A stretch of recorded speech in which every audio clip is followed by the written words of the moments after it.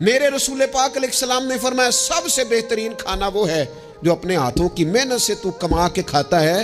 एक पेशा बुरा है जवानों, याद रखना, एक पेशा बुरा है, और वो है किसी के आगे हाथ फैलाना। जो झाड़ू दे के रोजी कमाता है बड़ी शान वाला बंदा है।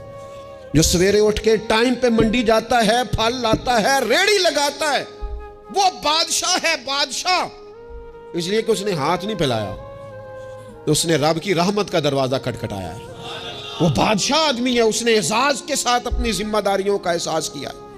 बड़ा मजा आता है जब शाम को बंदा अपनी दुकान बंद करे और फिर छोटे छोटे नोट गिने, और फिर उनमें से ना, मैंने देखा है गरीबों को, कहते हैं जी मैं ना जी वो जो 50 रुपए रोज दे रखे ने अल्लाह दी रात देने ने, और फिर उसमें से वो थोड़े से जब बचा के कहता है ना कि आज मैं ना मतलब 4 पैसे ज्यादा हैं, आज घर फल भी लेके जाना है।